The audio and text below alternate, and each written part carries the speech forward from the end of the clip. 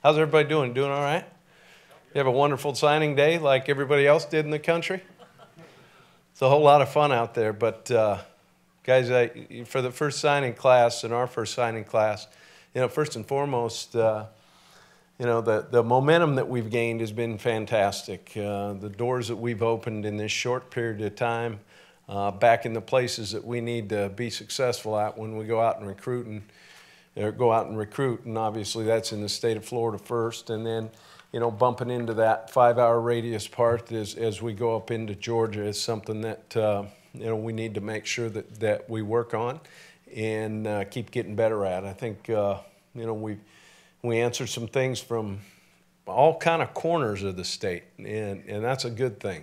And whether it be up in the Panhandle, whether it be in this midsection, or whether it's down in the Miami area, I think our guys worked their tail off, getting out there and getting to as many places as we could, and breaking some doors out. So that's a real positive. The other thing is I can't go any further without mentioning how our team really embraced this recruiting season. I mean, these guys really were positive in everything that they did, and that shows great things about the character of the guys we have in our program and the character of guys that we're looking to bring out. So as we talk about it from kind of our need standpoint, obviously, as you took a look early on, we talked about the offensive line position. Our goal was to try to hit in that 5 to 6 range in there, and I think we were pretty good, hitting those numbers. That was something that we felt we needed to do, especially not because of the talent that we have, but because of the lack of numbers that we had. And so I think, that was really good and very important for us as we went out and then tried to create some balance in the other spots moving forward. We still will have a couple that we will hold for, some possible late additions as we move forward.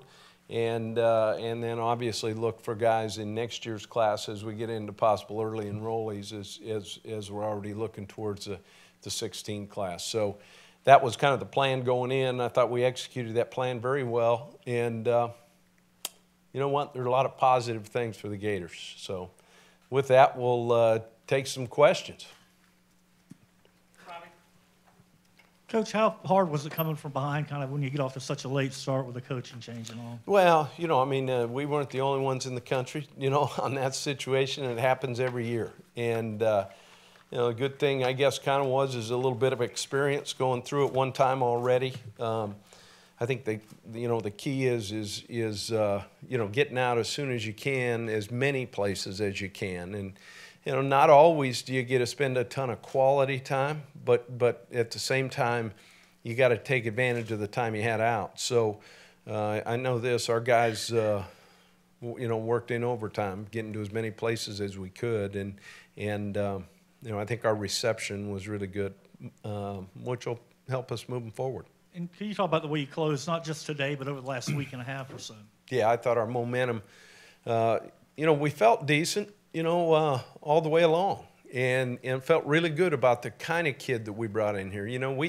We strive not only for guys that beyond just the playing ability that were a fit for the University of Florida, that fit the character mode, that fit a lot of the things, the leadership modes that we're looking for as we built this class. And with that, I think as you take a look at the kids, that chose to be Gators, I think that's something that really stands out as well.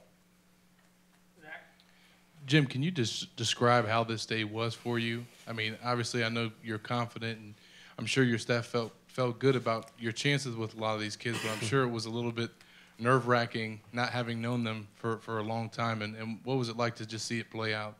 Well, it's every year this is a fun day, and it's one of reflection.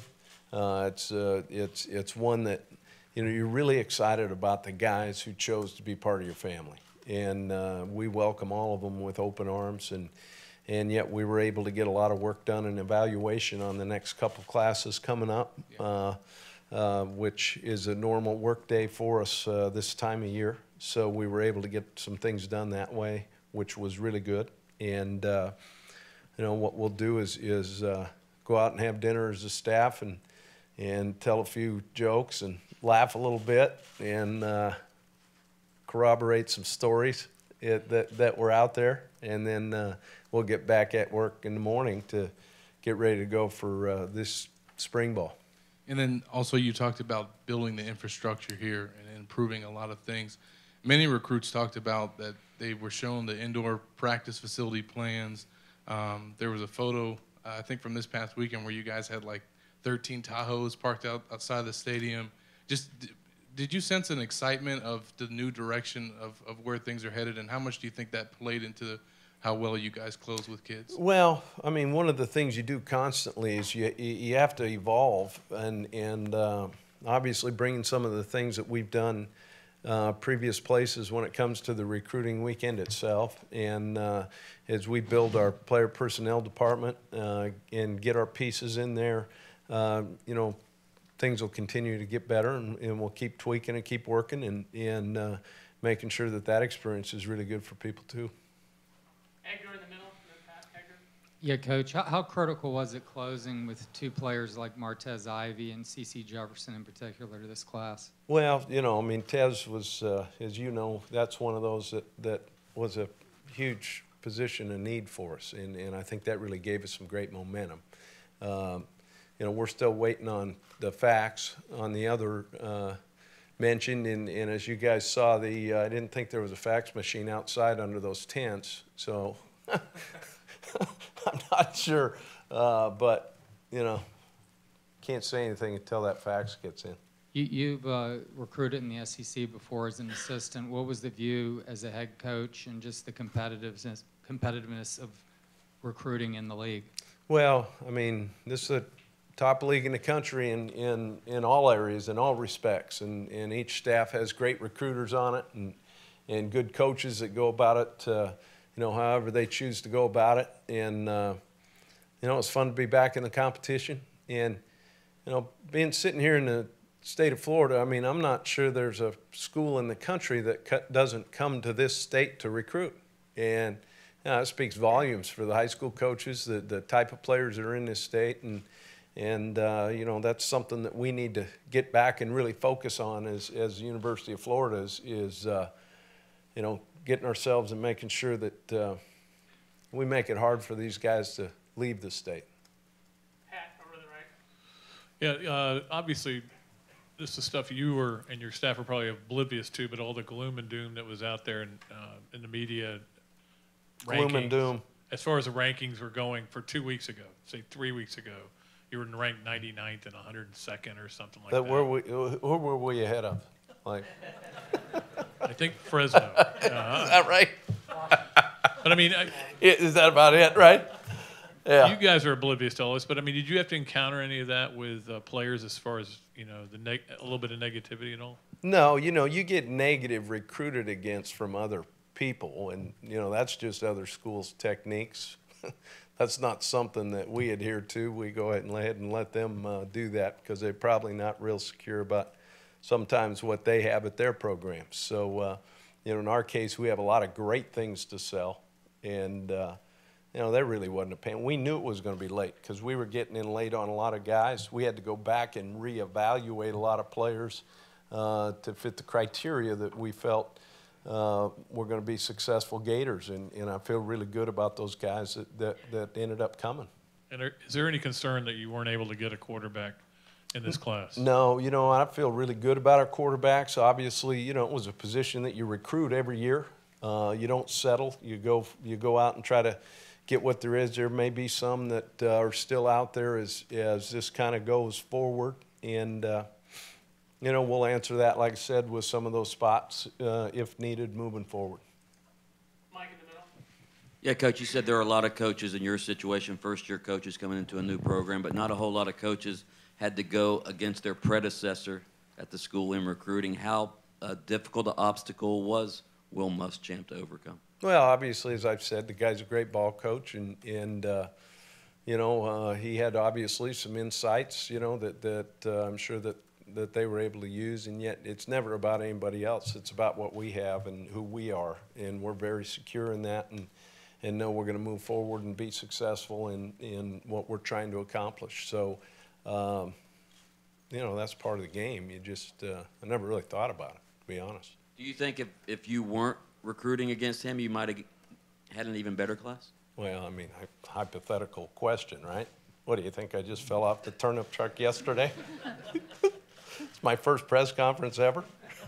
Come on. First recruiting press conference here. That was good right there. I'll remember that one. Richard over here to the left. Coach, how much did the existing recruiting structure with Drew Hughes and that staff really help you get this class together so quickly? Well, I thought Drew did a really good job. I mean, he was a guy that obviously was able to hold it together. We were able to have, Kevin Barbay. We're still in the process of adding some more people that have a lot of experience in those areas that are going to help us move forward in the player personnel department, and that's part of the infrastructure change that we're getting ready to make. It evolves over time, but obviously, Drew had a real handle on what was going on and knew where a lot of the players were. How did your experience getting a transitional recruiting class together at Colorado State kind of help you this go around? Well, it did. It helped a lot. And, it's anytime you have experience doing that, I think there's no doubt it helps. But each place is different. Every place has its different set of circumstances and things you need to deal with. But as I go back, I got to tell you, the players are the ones, man. And the guys here really have accepted this and jumped on board. Rachel in the middle. Jim, you said a few questions ago that you had to sell your program and not worry about Muschamp and the coaches that are no longer here, but did that at all affect the way you sold it more, this is Florida, this is what we have, than this is me, this is my staff, this is what our plan is?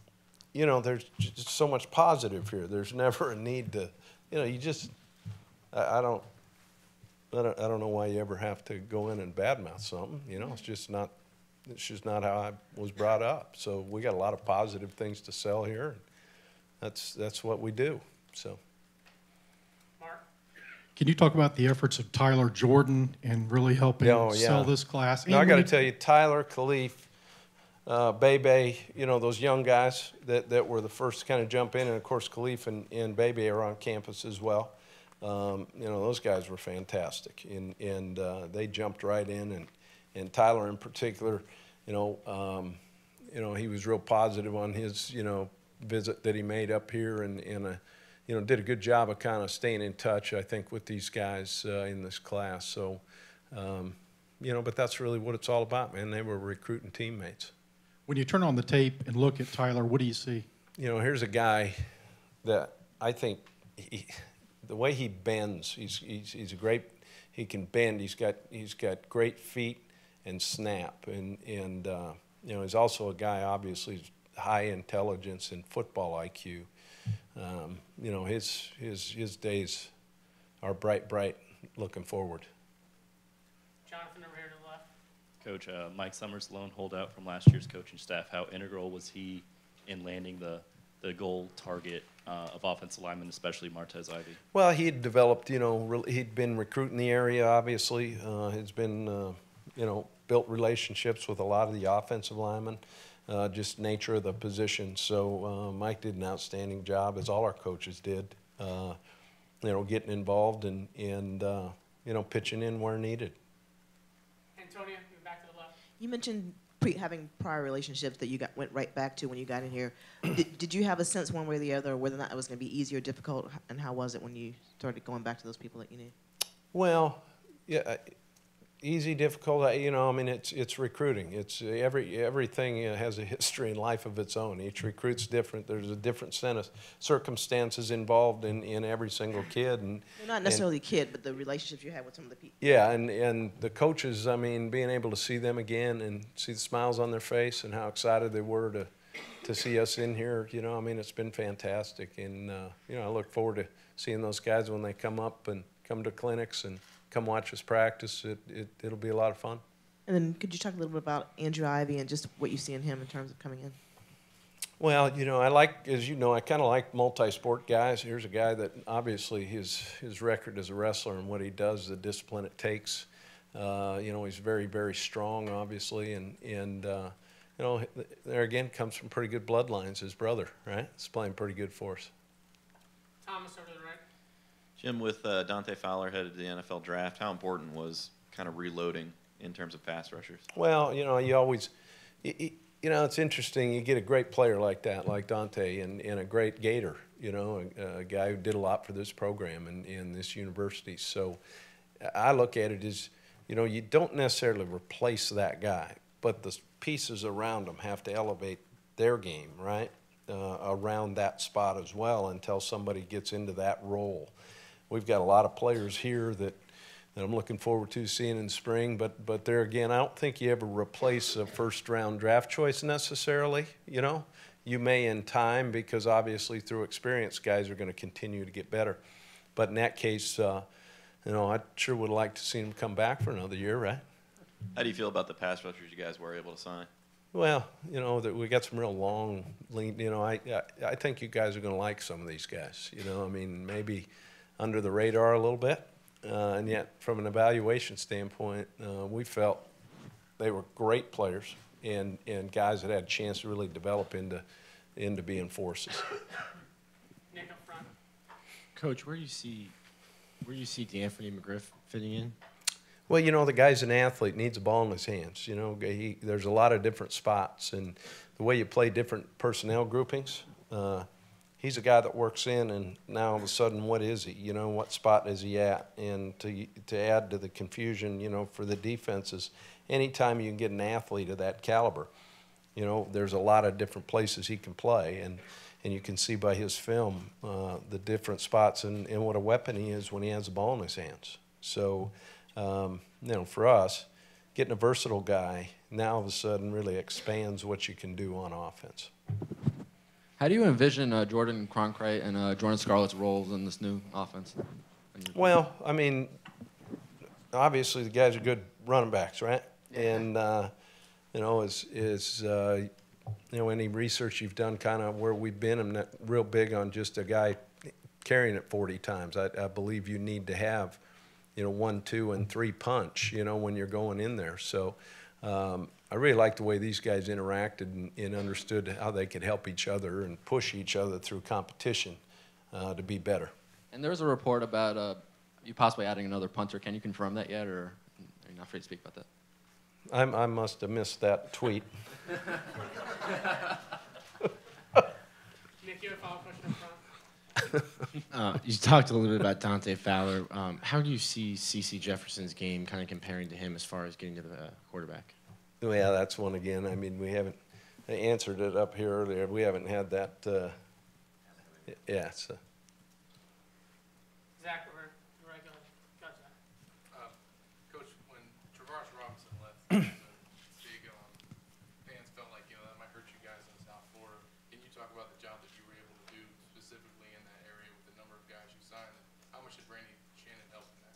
Well, obviously Randy's a guy that everybody knows and, has been down in that area for a long time. And yet, as we took all the coaches down, different positions, I felt that we did a great job down there. It's in an area when Florida was really rolling, they were getting guys from, and they were getting the right kind of guys from there. And that's an area that we're going to continue to go back to. And you talked about Martez's Ivy commitment, getting you guys a lot of steam. How about Jordan Scarlett's commitment? How big was that for you? No, it was huge, yeah. Jordan was a guy that we targeted when we first got here. And that was one of the first places we went down because we felt that's the type of back, that would really fit here at the University of Florida. And as all these guys, I'm just really excited that they chose to, be part of our family. Time for a couple final questions. Zach, you're in the middle. Yeah, a couple guys, kind of late signing or commits seem pretty intriguing. Kyle and Johnson and Chris Williamson seem to have a lot of success on the offensive side of the ball. Are they both going to play secondary, and just kind of what do you kind of see? Yeah, from you that? know, one of the things when you look, I mean, some of the things that are fatal flaws on the defensive side of the ball are guys that can't play the ball in the air. Obviously, these guys' ability to play on the offensive side, go up and get the ball, got great size and length. And, you know, I'm really excited they chose to be Gators. Just saw that Gerald Willis is going to Miami. Could you touch on that? Him transferring from the program. That's good. Way to go. Coach, any update on where you're at with wide receiver coach, and did that impact any of the wide receivers you were recruiting, not having one?